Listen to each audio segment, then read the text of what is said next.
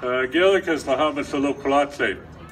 Nu guam owadi gayet laka kwekwasu tinu chwatvis. Muskemag zaudinoch. Gelikas la musquium slatewa tooth squatmish la kyuktamas wheatla megas nanwakolas chwatnala.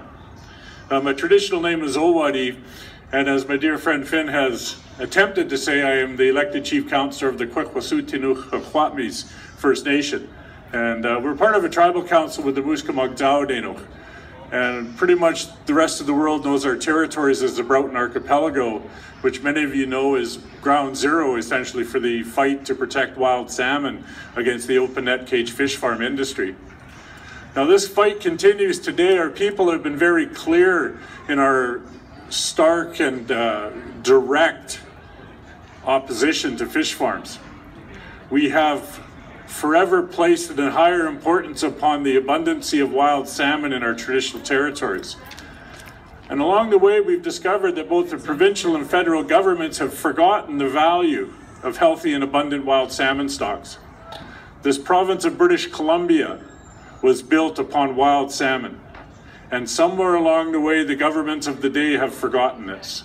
The First Nations people of British Columbia, of course, have not forgotten the importance and the value of wild salmon to our traditions and our cultures and our peoples.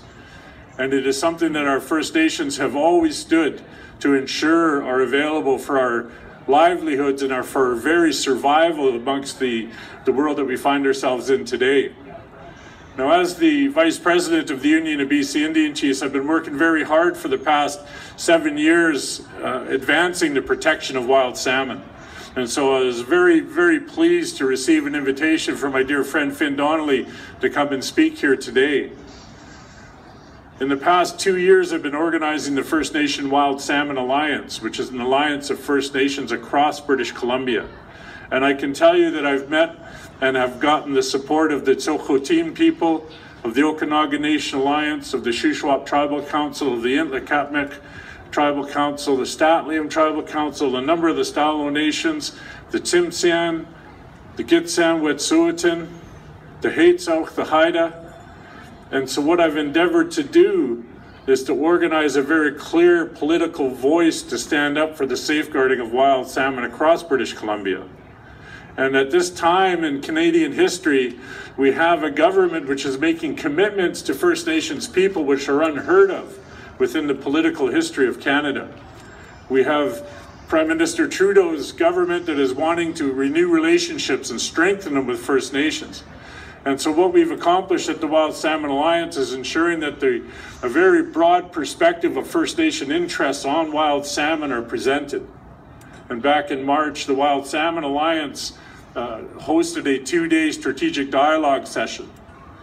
And this has been written to capture the input of all First Nations of British Columbia, because we had virtually everybody at our gathering. And interestingly enough, the outcome of our strategic dialogue session mirrors the Liberal government's commitments to First Nations people almost in their entirety. Because before the election and after the election, they made a number of commitments which have raised the hope of First Nation leadership here in British Columbia. And so I've been working very hard to advance this vision so that we can, as the Wild Salmon Alliance, step forward and assist Minister LeBlanc in attaining and succeeding and excelling at the very commitments he's made to you as Canadians, and for all of us that rely upon wild salmon. So we had a very strong focus on emerging science as a means for us to be able to really get a clear handle on what are the stressors on wild salmon and how we can alter them, how we can strategically get out of the way, as my dear friend Alexander Morton always speaks of, and how it is that we can bring this in from a First Nation perspective into management to ensure that sustainability of wild salmon across British Columbia is going to be here for a very long time.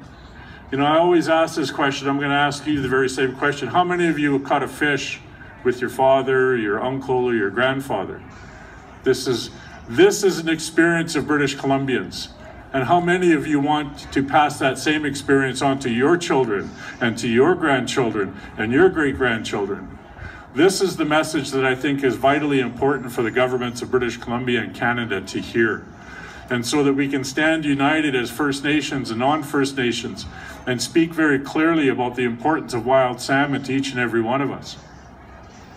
And of course, we must recognize the contribution that salmon make to the entire environment with the health of the forests and the bears and the animals and the eagles and everything that relies upon it.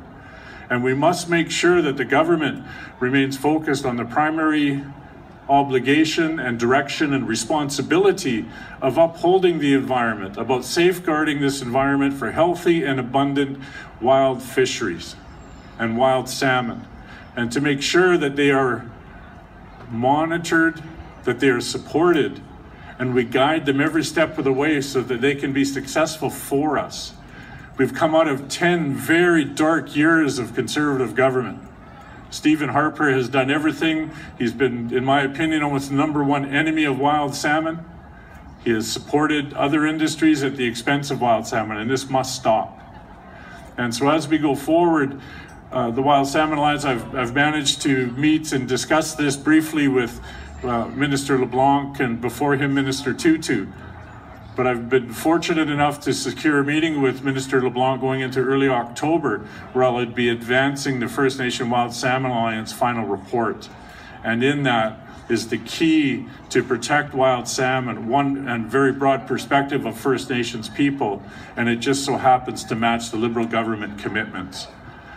But as you've been seeing in the media during the past few weeks, my family, Chief Willie Moon of the Zawadeno First Nation of Kingcome Inlet, my Uncle Joey Willie, and my nephew Farron, as our hereditary leadership of the Zawadeno First Nation, have served eviction notices to fish farms in our territory. They've conducted some public protests as well. And my message to government is this is a very clear direction from the grassroots people of our nations. They're a sister nation, but we are very much family. And as they've been making this message quite clear, there is again a revitalizing of this opposition to this industry. But what I say is that we must look at every industry.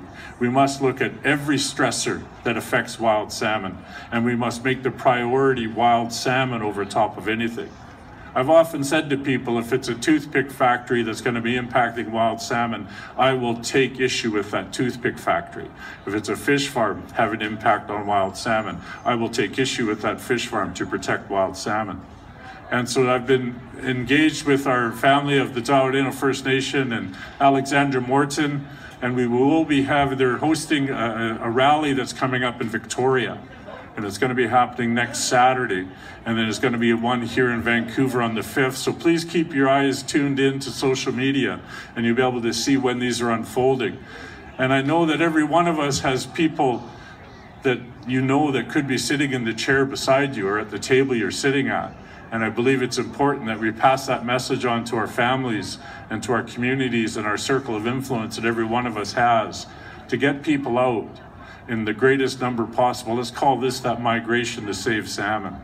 And I think that we can send a message as the political work continues on behalf of First Nations, which will be, of course, a benefit to everybody. And I was very pleased to get this button as I came in, Bill C-228. This is the answer. If this government wants to enjoy a measure of economy from fish farming, it needs to be land-based, closed containment fish farming, period. That is the answer. And I've stated to this government a number of times, why is Canada afraid to be a world leader? We have the Kutera Fish Farm Company of the Numgis First Nation up by Alert Bay. They are putting on the market today closed containment Atlantic salmon. It can be done. And I think it's time for the Canadian and British Columbia government that want to enhance economic opportunities across the country, across British Columbia, to realize if they throw their weight of technology and research and development into this emerging path forward for this industry, then we could have these on land in a place where they're completely sustainable and not having a detriment to the environment, and create economic opportunity across British Columbia and get them out of the way of wild salmon so that economic engine can flourish as it once has here in BC. But we must make that clear. We must all come, and I'm very grateful to see so many of you here today to support Finn in the work that he's done. And he has always been a very strong voice for salmon. But I think it's a very critical time in political history in Canada for us to push and make sure that the gutting of the Fisheries Act is replaced and replenished and strengthened so it can look after the environment. And so we can go forward, so we can lock arms, so we can school up like the salmon do and stand united to make sure that this valuable, sacred, and incredibly important resource is going to be here to serve our generations that are not here to speak. So we must speak for them, and we must stand up and ensure that the voice is clear and concise. And let's all do our homework. Google is your friend. You can find all kinds of information, but it is time. It is critical, and we must be united in our message about wild salmon. And don't be drawn into you hate this industry or that industry. It's about the protection of wild salmon. And so I believe that we are on the verge of doing something very wonderful and very great to organize and to assist the Liberal government in their pursuit of living up to the commitment that they've made to each and every one of us as voters in Canada. So thank you, Finn, for allowing me a few minutes. And for everyone that's been here, Gaelic has how much the local outside.